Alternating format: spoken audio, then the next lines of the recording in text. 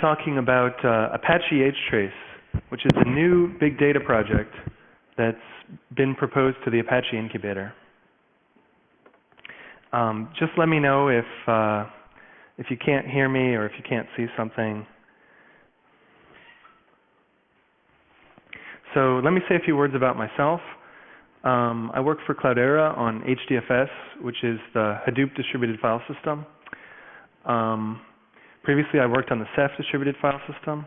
I've also worked on a few other projects as well. So today I'm going to talk about some of the motivations for HTrace, why we felt HTrace was important to create. And then I'm going to give sort of a brief overview of the architecture and some of the motivations behind it. And after that, I'll talk about using HTrace from 2 points of view. One is sort of a more developer-focused point of view. How do you add HTrace instrumentation to your project? And the other is a more user-focused point of view. So hopefully we can cover both of those. And we'll talk about the HTrace community, which is a pretty vibrant community. And I have a demo today. And hopefully we'll have some time at the end for question and answer. But if you have questions along the way, then you can also feel free to ask them then. So, big data in 2016. The last few years have been really huge for big data. The volume of data continues to grow. We used to talk about petabytes. Now we talk about exabytes. We used to talk mostly about MapReduce. Now we're talking about projects like Spark, Impala, other SQL engines. We have stuff like Record Service, Kudu, lots of new projects on the horizon that really expand the capabilities of what you can do with the big data stack. But at the same time, we've seen a lot of challenges. So as clusters get larger, managing them gets more difficult. We've seen people with thousands of nodes, multiple thousands. It's not just Yahoo anymore, it's others as well. We've seen lots of density. So what happens when you have 20 hard disks per node rather than 10? And these hard disks are much larger than they ever were before. We will soon see stuff like 10 terabytes per drive on the market. We've seen latency targets get lower. So an overnight MapReduce job used to be pretty acceptable, but now people would like to see latencies in the minutes, sometimes even seconds. So that becomes even more of a challenge. Manageability and monitoring continue to be things that we need to work on. And as the number of projects grows and the number of moving parts grows, we have to work on those more. And we're seeing more heterogeneous clusters. We're seeing stuff like Flash. We're seeing shingled magnetic hard drives, lots of different stuff. So you can no longer necessarily assume that every node looks the same, or that every node just has a pool of disks which all look the same. And of course, the stack is getting more complex.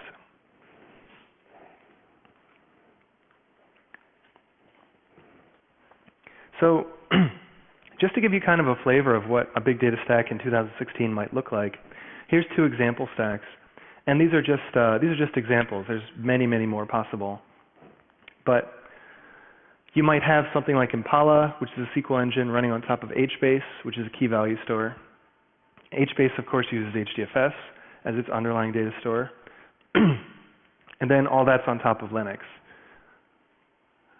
Or alternately, you might see something like the Hive SQL engine on top of Spark, which is also an execution engine, on top of something like Record Service, which is basically a security enforcement service.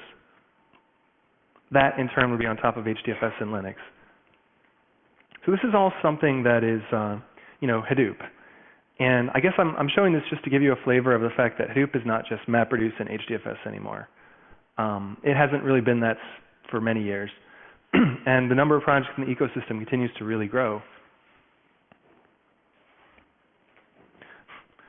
So, diagnosing these distributed systems is pretty tough.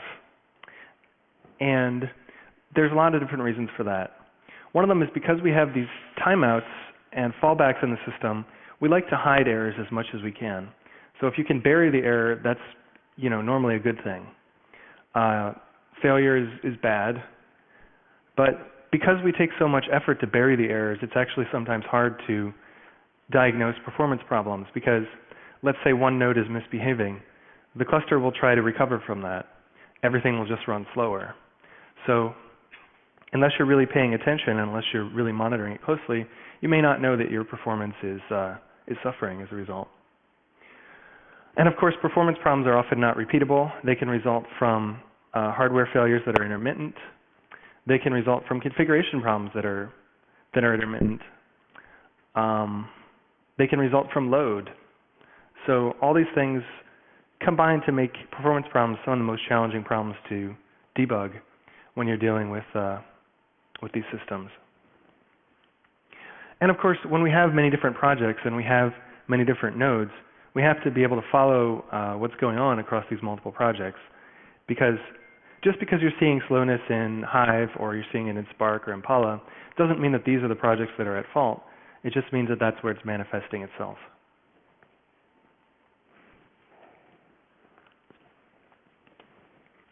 So here's sort of a really small example of all the different components that might be involved here. Let's say that you have something like an HBase client, which is writing to HDFS. That's all this is. So you already have the HBase client involved, you have the HDFS client code involved, you have the name node involved, and 3 data nodes. So we're already looking at basically 5 different daemons involved here, and potentially 3 or 4 different nodes. So if we have a problem with one of these data nodes, we're not really going to necessarily see it here. We're going to see it here. And then we're going to have to find a way to trace it back to where it came from. So, there's a lot of different approaches that we have today and that we've historically had. Metrics are obviously one. I guess everyone's familiar with metrics like top and VMstat, IOstat. They give you an idea of what's going on a particular node. Is the CPU pegged on this node? Is the disk pegged on this node? What's the distribution of disk requests? And metrics can be pretty sophisticated. Metrics can include max, min, variance, median, all that stuff. We've also developed sophisticated systems to store and aggregate these metrics. Stuff like Cloud Error Manager will store them for a long time, and it will downsample the older ones so that you sort of use your bounded storage space for metrics in an intelligent way.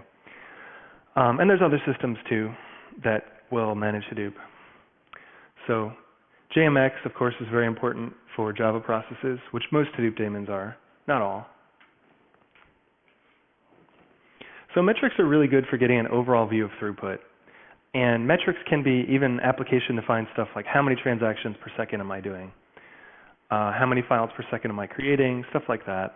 It doesn't have to be just disk or CPU. Metrics are usually not very good at identifying latency problems, especially for particular requests. So the averages can often hide significant outliers. And of course, min-max is one way of coping with this, and so is variance. But even if you have those numbers, it's hard to figure out why you're seeing a particular metric.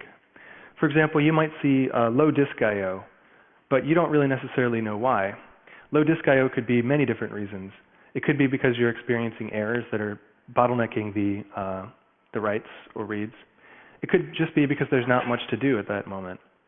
It could be because of some higher level thing, like we are not really balancing where we're writing across the cluster very intelligently. So metrics tell you what, and they give a good idea of aggregates, but they really don't tell you why. You have to figure that out in other ways. And of course, that's where stuff like log files often comes in. And daemons pretty much all generate log files. And increasingly, they generate multiple log files. So you have stuff like the HDFS audit log, which is a sort of a record of what operations have been done. You have stuff like log4j files. Log4j files, of course, can be tuned So you can turn up the logging for particular services or faculties within the daemon, or you can turn it down. Clients, of course, have log files too, so the HDFS client is also logging. So, the important thing about log files is that they're usually stored on the nodes that generated them, pretty much always. And this is another thing where you only have a bounded amount of time to store them, a bounded amount of space to store them, which translates into you only see logs back to this time. With log files, it's a little bit harder to downsample them than it is with something like metrics. So that's often an issue here. We often don't have the logs that we would like. Log files are really good for getting detailed information about what's going on in a particular point in time, but they're not necessarily good for getting a holistic view of a single request because due to performance reasons, you can't necessarily afford to log everything. And even if you do, you have to have some way of correlating what's happening in these different log files across the whole cluster. And as I showed you earlier, you might have, let's say, even for just a single write, you might already have 5 servers involved. So that's kind of, you're really doing a lot of work to try to correlate these logs. And it's a lot of manual work. So, and increasingly we're seeing logs split into more and more files because single log files can be a big performance bottleneck. So we're not only, we're not only sharding by host, by service, but we're also sharding multiple ways by what the log is. Is it an audit log? Is it a block log? Is it a log4j log? And so forth. So the HTrace approach is a little bit different than either one of those, and I think it's complementary to those, sort of filling in the gaps. The HTrace approach is to follow a specific request or set of requests across the entire cluster. And the idea is you can follow the request across network boundaries, but also project boundaries. So it doesn't just stop at the border of HBase or stop at the border of HDFS, but it can go all the way down. And we would like tracing to be end-to-end. So what does end-to-end really mean in this context? It means multiple cluster nodes, multiple projects, and if necessary, multiple languages. So we're seeing C and C++ get more and more popular for big data implementation languages. So we need an HTrace client for those languages as well. And we need integration for those as well. HTrace also tries to use the available compute and storage stack as much as possible because we can't make assumptions about what is and is not available. Or rather we can, but that would really limit our user base. So our goals are, supporting these multiple backends and not necessarily being tied to any one RPC or language or framework. Just within Hadoop itself, we already have Hadoop RPC. We have people using Thrift. We have people using KRPC. We have people using Akka. We have people using tons of RPC frameworks. So if you start from just saying tracing is tightly tied to this one RPC framework, it's already a non-starter for Hadoop and for big data. We want to have a stable and well-supported client API that can really be easily integrated with different projects. And we want to have zero impact when not in use, so that we can actually use this on production clusters. And it's also very important, I think, to get integration with upstream projects so that people don't have to do a one-off to trace their workloads. And you'd be surprised by how many people do write a one-off to do tracing in Hadoop. And that's something we'd like to kind of avoid when it's possible to avoid it. So spans are basically an interval of time. And one way of looking at them is that you annotate your program with information about when trace spans begin and end. So there's a parent-child relationship between trace spans. Sorry, the PDF export kind of messed this up. So the idea is this is a copy from local operation. And in the course of doing this copy from local operation, we did a create file system operation. That ended. Then we did a globber operation. And the globber operation in turn did its own thing. So it's a little bit like a flame graph, if you're familiar with that. Or it's a little bit like viewing the stack over time. So, a trace span, as I said, represents a length of time. And trace spans have a lot of different attributes. For example, they have a description. That tells you what it is, what's going on. They have a start time. And the start time is stored in basically milliseconds since the epoch. The end time as well. Trace spans have parents. At least trace spans can have parents if they're not the top level one. In order to keep trace spans unique across the whole network, we have a UUID, which is 128 bits and randomly generated. We also store the process ID and IP address of each trace span. And this is configurable. So if you want to store host name instead, for example, you can. So trace spans also allow you to add arbitrary annotations if you want to add extra information that's specific to your system. So sampling is an important concept in HTrace because tracing every single request would generate too much data in most cases. So tracing every single request could be useful for testing, for example, but it's not really going to be useful in production because it's just going to be too much.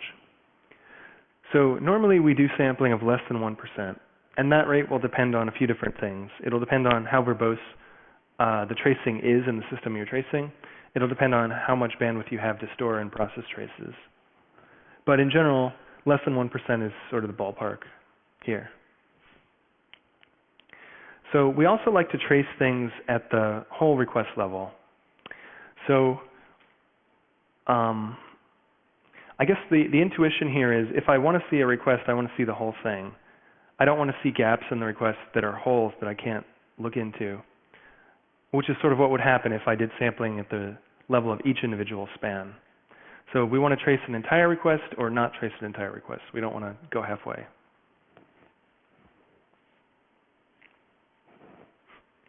So we have a pluggable architecture for HTrace. And basically the idea is the HTrace core API is the one that you integrate with. And span receivers are things that plug into the HTrace core API and process the spans.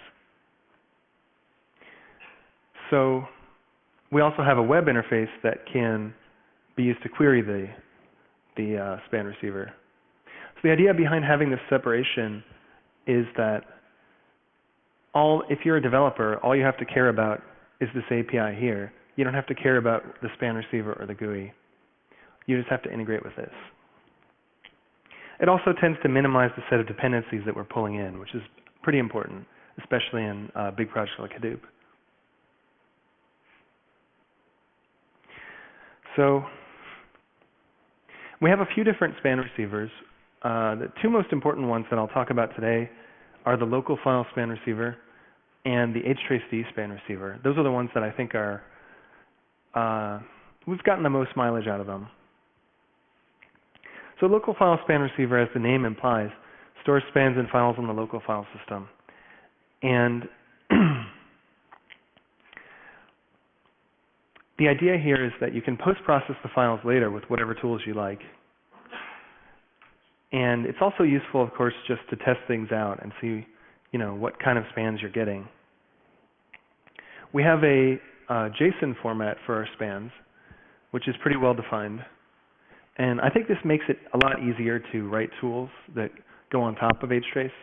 Having a well-defined JSON format makes that a lot easier. And you can see that our span IDs are 128 bits. They're stored as hex. Our begin and end are stored as numbers. And yeah, so we also have the process ID in there. And there can be more stuff than this even. So this is what you would see in the files. Now the files would not be pretty printed like this, but this is the basic idea. So we also have the HTrace span receiver, which is a little more easy to use because it stores the spans in a central daemon rather than putting them in files on each host. So The idea here is to have indexing, have a web UI, have aggregation all in one place on the HTrace daemon. So the HTrace daemon is written in Go. As far as RPC goes, it serializes its spans via message pack for greater efficiency. We also find that message pack and JSON are really easy to convert to one another. They're sort of isomorphic in a way. So HTrace exposes a REST API so that you can have command line tools to query it. The web app can query it via the REST API as well. And it also handles overload pretty gracefully as well. So as far as storage goes, HTrace stores its spans in LevelDB, which is sort of it's sort of analogous to HFile in Hadoop. It's an LSM tree. So the idea is it's optimized for a very high write throughput. We use multiple LevelDB instances so that we can take advantage of multiple disks, which nearly every big data cluster will have. We also index certain fields, such as begin time, end time, duration, and span ID. And that makes queries a lot faster to have the index on them. And of course, LevelDB persists data to disk so that we don't have to worry about being limited by the size of memory or anything like that. So the third component is the HTrace graphical interface. And I'm going to give you a demo of this later today. But the basic idea here is that we have the ability to do queries on what's going on all the spans that are stored on HTrace. And these queries, you can add multiple predicates so that you can actually have, you can select, for example, a range of time by setting both a begin and an end time. You can select only spans that have a certain description or that come from a certain node. And once you have those spans, you can follow them so you can see where the parents and children were.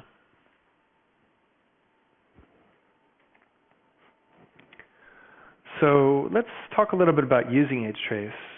I'm going to start by talking a little bit more about how you add HTrace support to an application. After that, I'll talk about configuring HTrace, which is more of a user level concern. And finally, I'll talk about using the HTrace web interface. So adding HTrace support to code is really easy. Basically, you just have to link against the HTrace core jar, or if you're using C or C++, you can link against the libhtrace.so library. And you have to have some way of hooking up your configuration to HTrace. So this is sort of a system-specific thing. So however your system is configured, HTrace needs to be able to access some of that configuration information. In the example of Hadoop, we usually configure things via these XML files. So you would need to give HTrace a way of looking at that. And it's actually really simple to do. After that, you would need to add trace spans to measure the important events. And basically for requests in your system, you'd like to create a span for each request. And you'd like to have spans underneath that. And I think the most difficult thing is probably just being sure that you're not tracing too big of a chunk at a time. So you want to have a request that's small enough to be reasonable to look at, but also big enough to be interesting. And that's the more challenging part. And there's annotations you can add too for system-specific information, which can be very helpful. So, you know, a lot of applications will need to pass parent IDs over the network as well. So let's say your RPC system let's say you start an operation on the FS client and you want to be able to trace that operation on the data node. You'll have to pass the trace ID that you're currently using, the span ID that you're currently using, over the network. That way the data node can create a new trace which has that trace ID as its parent.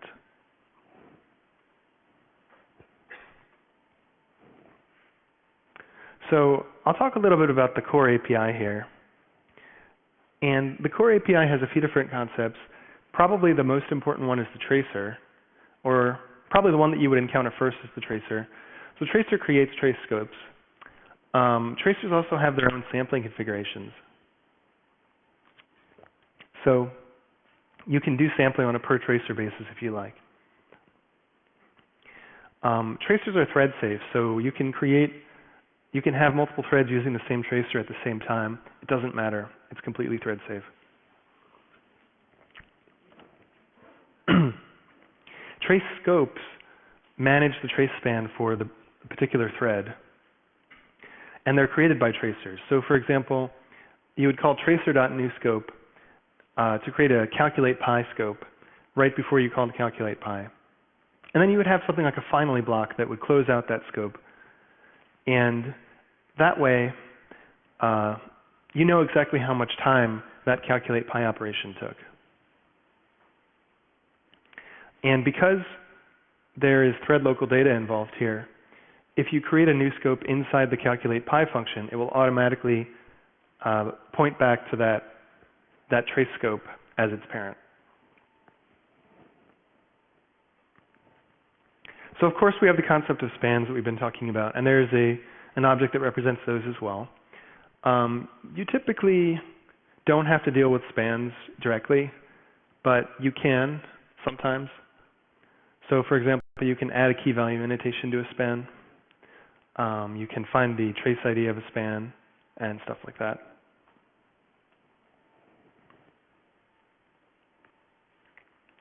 HTrace core also has various functions that are basically wrappers. So for example, the trace runnable object wraps a runnable so that before calling when you call the run method, it starts the trace scope, and when it exits the run method, it will close the trace scope. So it's really just a convenience thing if you'd like to write a little bit less code. And there's also a trace callable, which is very similar, and a trace executor service, which wraps all the stuff that it executes in its span.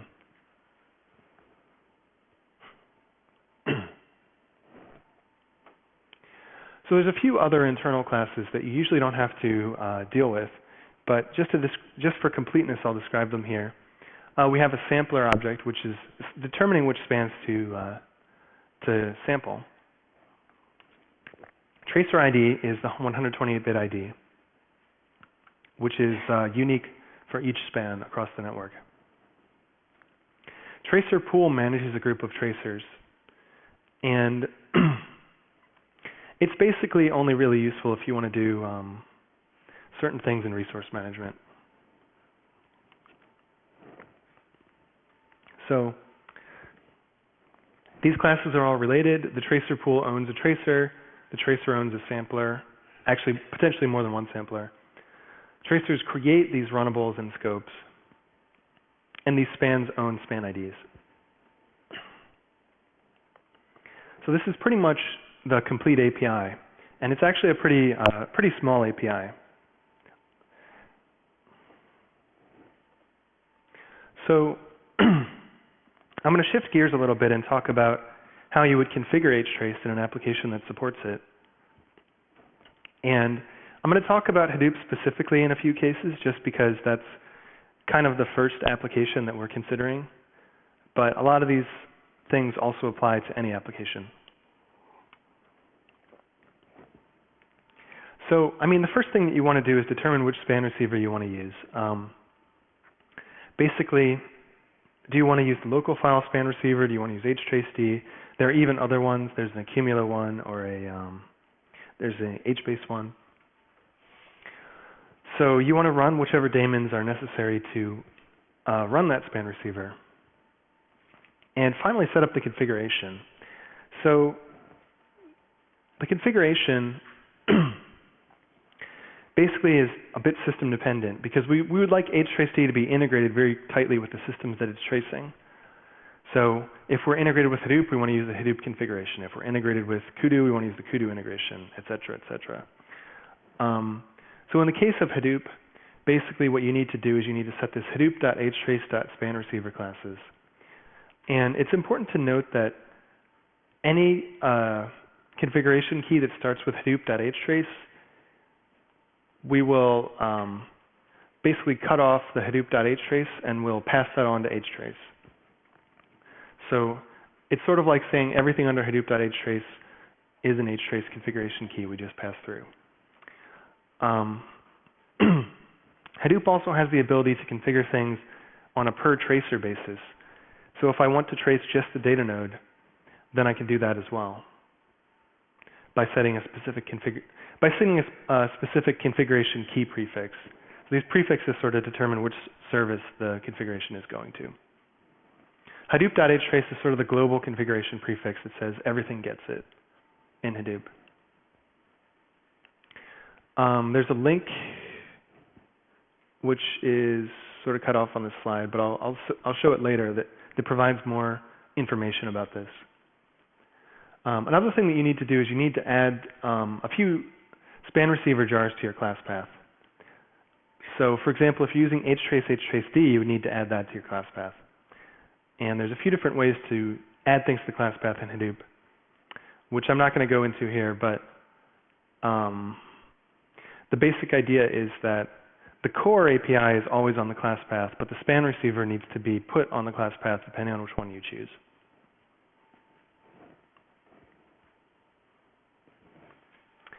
So HTrace has a really great community, and it's not just Cloudera, it's also stuff, companies like NTT Data, Hortonworks, Facebook, and a bunch of other people from the Apache community. Of course, it's a true open source project, so anyone is welcome to contribute, and we'd love to get more contributors. It's also licensed under the Apache license, obviously. So it's very compatible with the rest of the stuff that's going on in the ecosystem. In the last few months, we've done a few different releases. The first Apache release was 3.1, and then we had 3.2 after that. In the last few months, we've done a 4.0 release and a 4.0.1 release. And the 4.0 release had a bunch of API cleanups that really made things a lot better. Especially when you're tracing a library, 4.0 is much better at doing that. It makes many fewer assumptions about globals and stuff like that. We basically got rid of all the globals that we possibly could to make things easy for the library guys.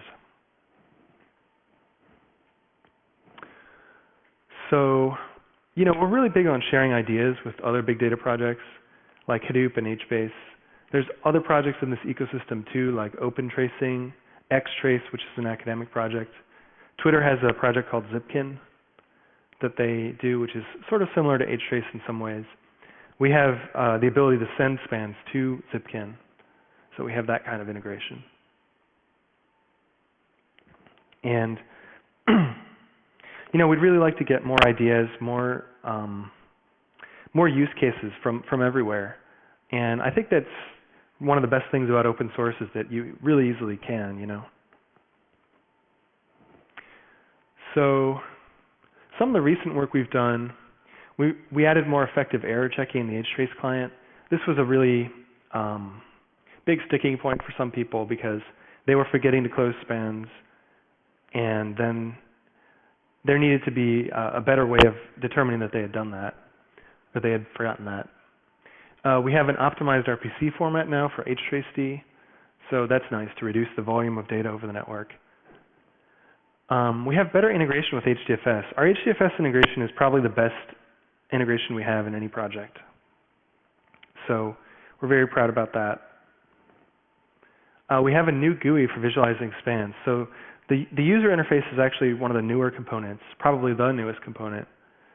I think it's one of the most important components because it really adds a lot of the value to be able to see what's going on. We added the ability to tag trace spans with IP address or host name.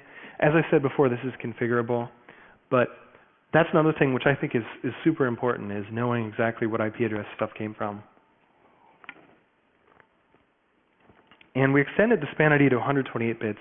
So the original span ID in the 3.x series was 64 bits.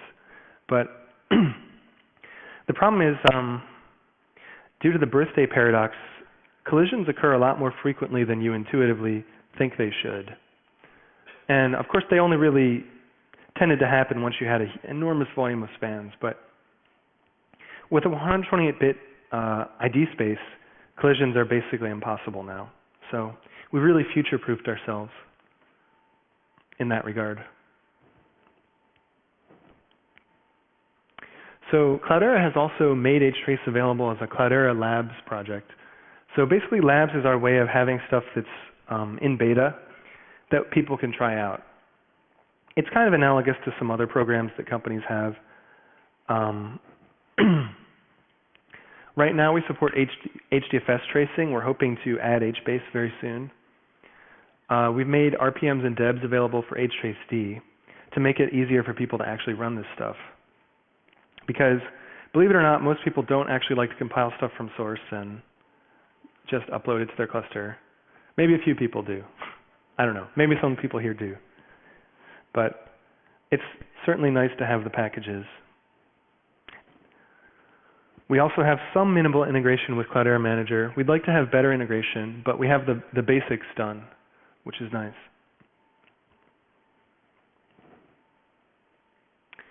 So we have a bunch of stuff planned. We'd like to improve the HTrace integration in HBase and bring it up to HTrace 4. Right now, we only really have some old stuff from the previous HTrace version. And we'd like to add a few more annotations to the Hadoop span data. So as we use HTrace more, we find more stuff that we'd like to know and we don't. Supporting more span receivers would be nice. Like supporting the HBase span receiver would be pretty cool. We'd like to have some better integration with cluster management systems. So certainly CM and potentially even other ones too. We'd like to improve the C and C++ support more. The basics are all there, but testing is something we need to do there. And it would be really nice to have an aggregate view for spans. And this is something that's sort of an open design question. What kind of aggregates do we want to do? It's certainly more easy to do a streaming aggregate, like counting the number of spans in the last hour, doing a moving window of some kind. Doing a completely free-form aggregate that is configurable is more difficult to do without tighter integration with one of these SQL or execution engines. So we're probably going to take a look at how we might do that and where we'd find the most value there. So I have a demo here that I'm going to show.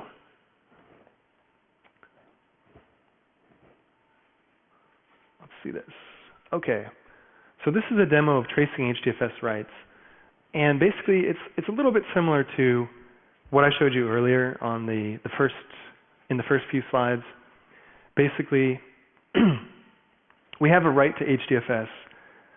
How do we trace what's going on? Before I start, I'll give you some really basic background. HDFS is a distributed file system, and HDFS, by its nature, will distribute data across the network. The goal is that we don't want data to be all on one node as in a traditional file system, because if that node goes down, we would lose that data. We also don't gain the parallelism of having the ability to process the data on multiple nodes that we would like to get. So the goal behind HDFS is certainly to distribute out the data. In this case, we're going to be using the FS shell process to write to HDFS. When we do that, there's going to be a few different steps. So one of them is FS shell, when it creates a file, it will ask the name node, which is a single node system that stores HDFS's metadata. And then after it's asked the name node, it's going to talk to the data nodes. Basically, HDFS sets up a pipeline of data so that HDFS passes a message to the data node. It writes it in parallel with passing that message to the next data node. So the analogy that we like to use is a bucket brigade. People are passing water down to the end of the pipeline. Then they're passing back the empty buckets. And it's not a perfect analogy because, of course, we're not just passing the data on the data node. We're also writing the data to that local data node. But hopefully it gives a little bit of the flavor of what's going on. The specific case we're going to test here is where one of the data nodes is slow and how we can determine that that's the case. So here's me running a Hadoop fsls. It might be a little hard to see, but this is this is my shell command up here, and here's a bunch of files that are in the directory. So here's HTraceD, and you can see that HTraceD is running. You can see stuff like the git hash here, the server release version, all that stuff. So we're going to do a query on the web UI to see if we can find the trace spans that we just created. And we'll query by time. And we'll also add a predicate that the description is ls.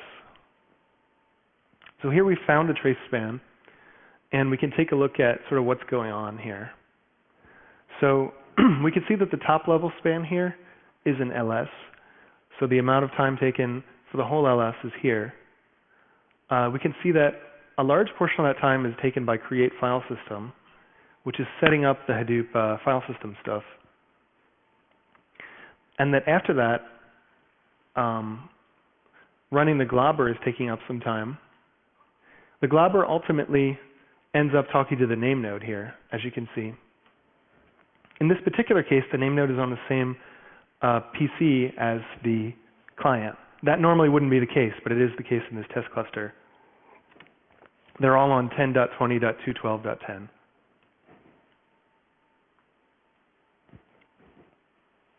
So you can see that as I move the cursor, it actually changes the begin and end that I see here, and not the begin and end, but the current time.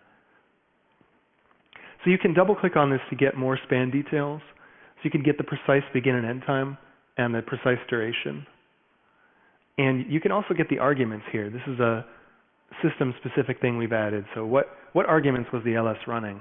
Not very interesting here, but it will be more interesting in most cases where we're not just doing the ls of /.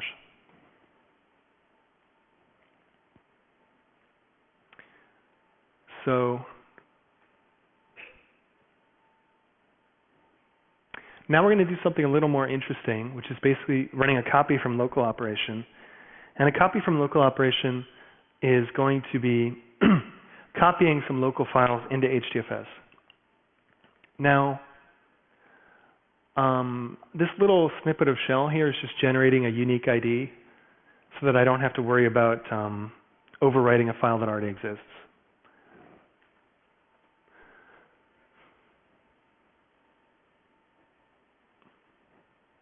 So you can see that that took about 4.4 seconds. Sorry, 5.5 seconds maybe.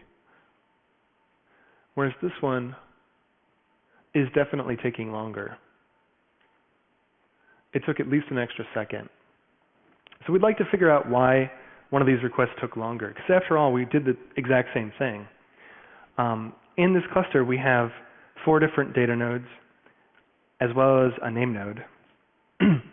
So we'd like to see, whose performance is slow, why is it slow, and figure out stuff like that.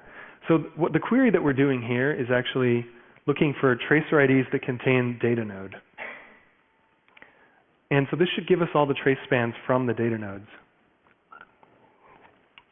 And we're again also filtering by time so that we don't see stuff that happened a long time ago.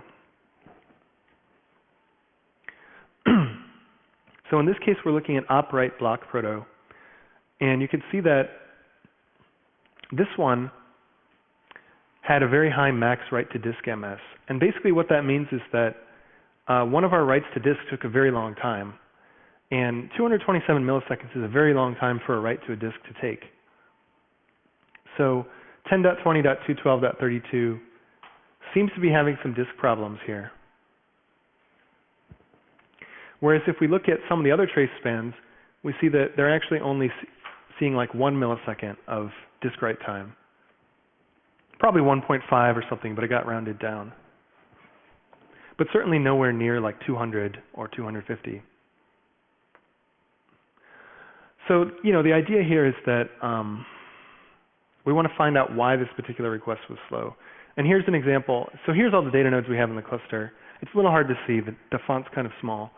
But we have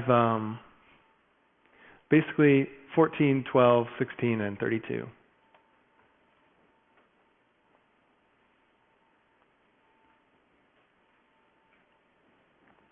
So if we log into 10.20.212.32, we see that, things are actually not going very well. We have a really high disk load on this one. So here's an example of using metrics, right? This is a very primitive example. Normally you'd use something like CM or something like that.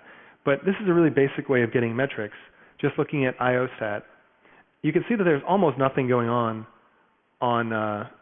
A2404, but there's a ton going on A2424. So that's really an explanation for why you're seeing such a high maximum write latency, is that 24.24 or A2424 is just really swamped. And I can tell you that I did that deliberately. I had a tool that's generating tons of IO load on that one data node. So that's what you're seeing. And that's what's reflected here in the fact that this is taking 8 seconds and this was taking like not quite half that, but much less time. I'd also like to say that these times are longer than every time I run a shell command in Hadoop, it always gives a misleading idea of Hadoop's performance because you're spinning up the VM, and that's a substantial amount of time. But certainly because we're paying that cost in both of these cases, we can compare these two cases to each other without having any bias there. So yeah, and here's another example of me looking at the data node stuff. And we're going to try to find the top level request that it came from. So here's a copy from local that took just about 6 seconds.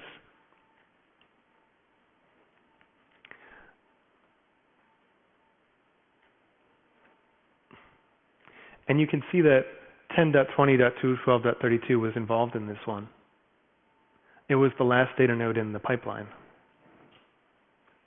And again, it has that really high write latency. So this corresponds to the second request that we were looking at. Now, if we look at a request that took less time, we see that this request only took basically 2.5 seconds. If we take a closer look at this request, we see that all the write latencies are really low, for one thing. And we also see that there's the 10.20.212.32 data node is not involved here. So having that data node involved clearly blows up the time. And basically, so this is exactly what we're looking at here, right? The last node in the pipeline was really slow, and it slowed down the whole request with its long tail of latency. And we can see this clearly in the web UI, whereas if we're just looking at metrics, it's a little bit harder to see that. And certainly if we're looking at logs,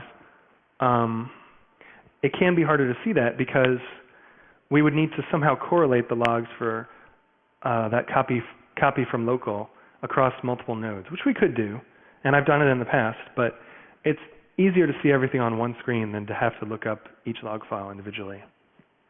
So these things are complementary, right? Like once you determine that a request is slow, you can start looking at metrics, you can start looking at logs, and you can start examining the rest of the system to dig further into why the request was slow.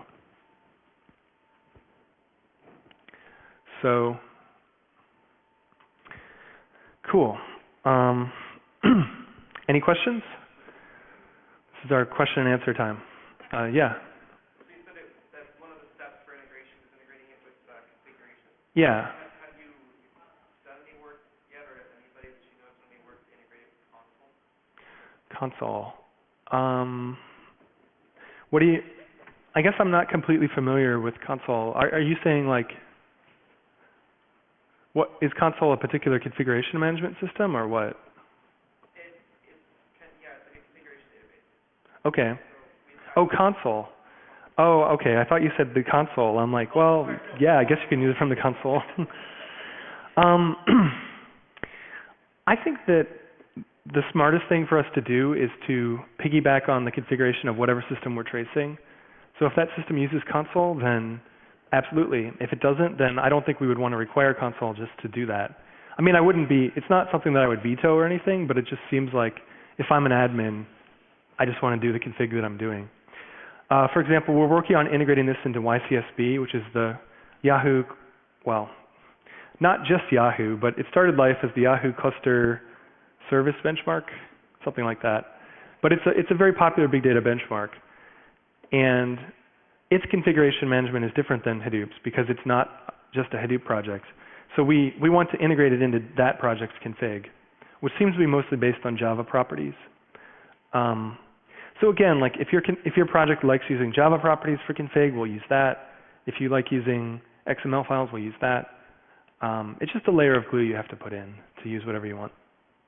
Yeah. Is there a good example of a project in C++ that's using HTrace now? No, not currently. We have some ones that are planned, but currently we don't have any projects using it in C++ world. We'd like to, and we wrote the client. We spent a lot of time thinking about the API stuff, by the way. I'm an ex-C++ programmer, so I sort of know my way around library APIs in C++, and so hopefully we've done everything that we need to do to make that all work. We have some plans for next projects, but I can't say anything about them yet. Correct. Yeah. We would love to have more people kicking the tires on that. Yeah. Can you do any accounting of anything else besides time, like network or CPU or storage or anything like that get accumulated? That's a good question. So, I mean, accounting is an interesting way of putting it. So, I mean, HTrace is really about requests at the moment. And the idea is, you know, we annotate requests, and so we follow requests across the network. So as we follow requests are slow for a variety of reasons. Like maybe they are slow because of network. Maybe they are slow because of disk. I think maybe this gets to the heart of your question. If you experience a really long latency, you can annotate the span with that latency. Or even if you, like one of the approaches we took in HDFS was we annotated each trace span with the maximum disk latency we saw during that span. Now, we could also do the same approach with networking too, right? We could annotate it with the maximum network latency that we saw. Typically, one way that we see network latencies is if one span, how do I put this? Like, if a span on one node starts a lot later than a span on another node, you start to ask questions about why that happened, right? If there's normally almost no delay between starting them, but then there is a large delay, then you have to wonder why.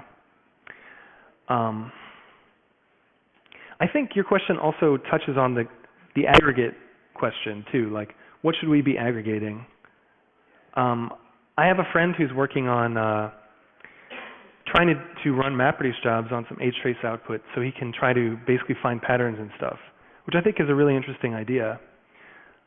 If you have this uniform sampling going on, then you can sort of even use it to find out the answers to questions like this job on average makes writes that are what size exactly. So I wouldn't say that HTrace is just about latency, even though latency is probably the most important use case, but there's other stuff that we can find out once we have these annotations. Yeah. How would you compare HTrace to some of the other distributed trace projects like XTrace and Zipkin? That's a really good question. So XTrace, I think, is more of an academic project. I haven't heard of XTrace being deployed, although maybe I just missed it and it was deployed somewhere. It's really hard for me to say never because everything's deployed somewhere, right? but I haven't seen a lot of activity there. I get the impression XTrace was a more academic endeavor, which hadn't been any good contributions and was older than many of these things. What about Zipkin? Well, so Zipkin is an interesting project which is still going on, still somewhat alive. And I actually talked to the guy behind the Zipkin project a lot. Adrian Cole is the main guy behind it at the moment. So Zipkin started from a little bit of a different point of view than HTrace. Zipkin started very tightly integrated with the Finagle RPC system at Twitter. I think they've been trying to move away from that, but that was where they started. Zipkin also started from the perspective of a very fixed tech stack, like you will use this stack, period. Again, that's something they're trying to migrate away from. So one way of looking at it is that we're trying to gain their features like a web UI, and they're trying to gain our flexibility, and maybe we'll meet somewhere in the middle. Some of the more important distinctions between HTrace and Zipkin at the moment include HTrace supports the concept of multiple parents for each trace span. There's some debate about whether we can use different ways of representing these relationships, but currently that's our way of representing the relationships. Whereas Zipkin does not. There's a few other distinctions, such as the data model is a little bit different. So Zipkin tends to, because they're enforcing a tree model, they have a trace span for the whole tree, whereas we don't really have that. Trying to remember what the other distinctions are. Zipkin doesn't obviously have Hadoop integration of any kind, so a lot of the people who are using it are just hacking stuff in, and they're keeping that patch on top. They don't contribute that patch back to the community necessarily. So integration is something that, and that's one reason why we added the ability for HTrace to talk to Zipkin, so that people could, using Hadoop, also use Zipkin if they want to. I think people should have the freedom to choose, what they want to do. But yeah, so they're similar-ish projects, and they both have similar-ish focuses. We're trying to do a little bit of standardization.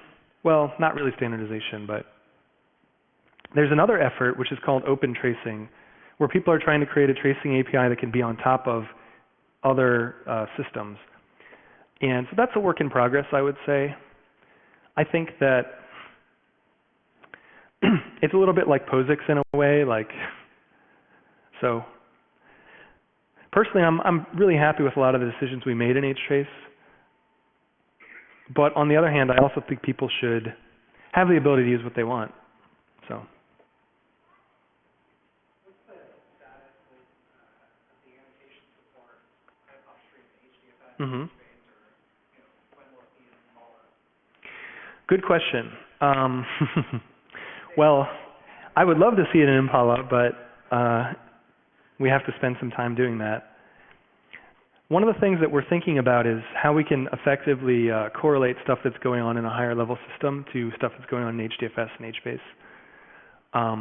For example, if we have a MapReduce job or an Impala query, we don't want that to be a whole trace span because that would just be enormous. But on the other hand, we don't want it to be untraced, so we have to think about the best way to do that. And probably we'll end up having some way of correlating things by an ID that we can match up. That's probably the best way to go about it. The annotations in HDFS are upstream. They're in the 2.8 release of Apache Hadoop. So it's not just a vendor thing, although I would argue the support is best in our distribution, but that's just the way it is. But it's upstream. So we strongly believe in doing things upstream at Cloudera. So similar to how Red Hat does things, we actually get the patch into the upstream release before we put it into our release. On the other hand, we also do take things from, let's say, an unstable branch at times, because we feel that, just to give one example, which isn't related to HTrace, the native MapReduce task stuff is stuff that's in trunk right now, but it's also in CDH5. Just because we feel that it's stable, but we didn't manage to convince the upstream community that it is. So, but we do have an upstream first policy that's very, very robust. Cool. Oh. Is HTrace instrumented with HTrace? That's a good question. No, HTrace is not instrumented with HTrace. circularity is kind of a problem in a lot of tracing systems. It's especially a problem when your tracing system is implemented with your normal storage backend. It's not an insurmountable problem. I've heard people argue that the best systems are ones that use your existing storage and your existing compute stuff, which is, there's a lot to be said for that, but it also does create circularity problems. And I would argue that the tracing HTrace would certainly create circularity problems like that, because then you don't want to create an infinite amount of traces based on one input, right? That's funny. All right. Other questions? Oh my gosh, we're going to finish. Oh, wow. Almost on time. All right, thanks a lot, guys. Thanks for coming by today. And if you have any more questions, just send me an email. C. McCabe at Apache. So we'd love to see more people in the community and more people, asking questions, trying it out. That'd be great.